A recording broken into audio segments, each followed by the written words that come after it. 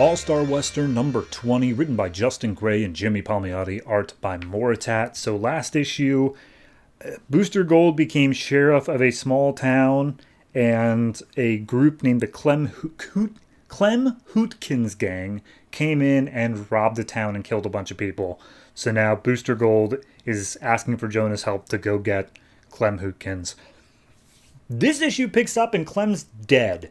His whole gang has been killed in a satanic ritual sacrifice by some other people that we have never met before, one of whose name is Romeo and his girl Damita. Okay, so just accept that happened. The only one left alive is the dwarf in their group, but regardless, so Jonah and Booster are just riding their horses down, and Jonah's calling him out for what he wears. He's like, hey, how do you pee in that thing? And Booster's like, seriously? That's your only question here. He's like, well, it's just, I don't get it. I'm looking up and down here, and I see no way that is a functional uniform. And he's just like, okay, well, you would weep if you knew what yoga pants were. So at that point, they come across a pit with a bunch of bodies in them, and Jonah recognizes, like, oh, it's the Clem Hootkins gang. Well, they've all been killed, and I'm only here to pick up the bounty for them, so I'm just going to cut off each of their heads and take them in for me anyway. And Booster's like, first off, that's absolutely disgusting, and I'm going to throw up. Second, what about the gold? What about the gold that was robbed from my town? And he's like, I never said I would help with that. I said I would help find you the Clem Hootkins gang. Here they are. We're done now. And Booster's like, okay, fine. How about I pay you? We get the gold back, you will get some percentage of it. And he's like, all right, how much percent are you willing to offer? He's like, how much do you want? As much as it takes to get the job done. So they ride a bit further in, and Booster just keeps on complaining repeatedly, like, man, when I came from, there were roads, and on these roads, you'd be able to stop anywhere for like a cheeseburger. See, that's what I want right now, a cheeseburger. And also these horses, they suck, they smell, and they're gross. And Jonah just tells him, dude, shut up. Shut your face. So then we go into town where these guys who killed the Clem Hootkins gang are chilling, and Damita and Romeo are lying in bed with the dwarf in a cage, because why not? And the woman's like, you know, when I first met you, I thought you were ugly, but now I've got you known you, I think you're the ugliest man that ever lived. And Romeo's like, I'm not sure I like this pillow talk. And she's like, no. See, my mom really liked ugly guys. And it's like, you know, your hands are huge and you could like crush a man in between them. And like, the only thing that's missing from you right now, Romeo, is like a real good scar. Can I scar you, Romeo? Can I do that? And he's just like, you're messed up, but like, sure, why not? Just don't mess with my eyes. I need my eyes. And so she's like, oh, don't worry. I'm going to start by writing my name into your chest, as she pulls out a knife. So clearly they're all very messed up.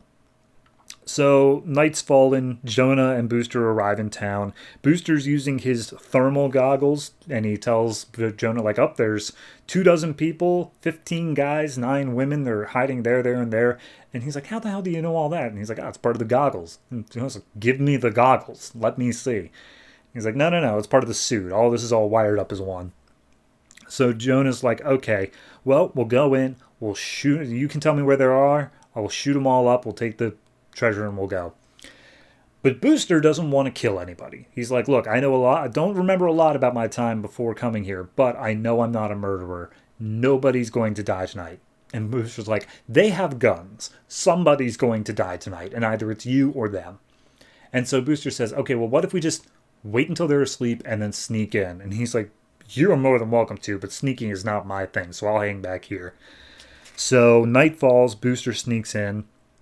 The dwarf is still awake, and so as he goes in to try to get the treasure, the dwarf's like, hey, let me out of here. Help me out. And he's like, hey, I'll come back for you. Just let me get this treasure first. Dwarf just starts yelling like, hey, wake up. He's stealing your treasure. He's not going to set me free, so why should I care? But it turns out that they're too drunk and asleep that they're not actually waking up. So Booster's like, you suck so much, but I'm still going to be back for you to bring you to justice. And as he walks out the door, he sees that they did manage to wake up everyone besides Romeo and Demeta. And they all open fire and just start shooting at Booster. Turns out, though, Booster's suit is bulletproof. So he just takes all the bullets, he stands up, and he's like, well, I hope you all learned a valuable lesson here. I'm the sheriff of this little town over here, and don't you dare come to it again, or else I'll have to really show you what for. Also, I'm taking the Gatling gun you guys stole and the dwarf who was running it. Have a nice day. And so he takes them both and goes back out. Sun's rising, and Jonah's like, dear Lord, I actually thought you were dead. Like, I have no idea how you managed to pull that off.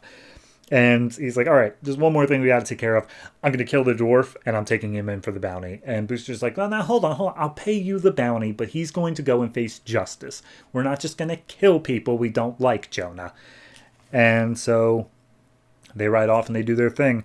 But then apparently Romeo wakes up the next morning and he's like, what do you mean you all shot him? And he didn't die. And they're like, he's bulletproof, man. We could not do anything. And Romeo freaks out and he's like, well, you tell me where he was. You tell me what town he came from. I'm going to shoot this Booster Gold in the face and see how well he actually deals.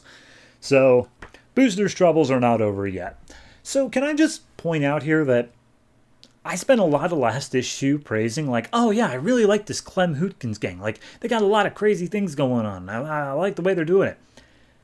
And then they're just killed immediately as soon as I open up this book. Like, that takes some balls. I'll give the writers that. I did not see that coming. But this group that they spent the entire issue of like, yeah, you don't mess with the Clem Hootkins. Oh, apparently you do. You do, and then they are immediately replaced by what is apparently an even more terrifying gang. So, yeah, I don't know. I enjoy the fact that caught me off guard, but at the same time, it just feels weird now that we spent an entire issue pumping them up for them to get so unceremoniously taken down. I like all the Booster moments. I like how he was set up. He didn't know his own power set. He's like, yeah, no, I didn't know I was bulletproof, so that's neat. So I'm enjoying all of it. It's a nice little fun story. Yeah, there's not much more to really say about it. It's stupid fun, but it is still fun. So I will give this one I'll give it just a flat 7. I think I still, as much as I like that it caught me off guard, it does still come across as like a bit of whiplash in writing. I don't know. I think I would have enjoyed it just a little bit more if we could even see how they got captured rather than just, turns out they're weaker than you thought they were. So yeah, 7 for this.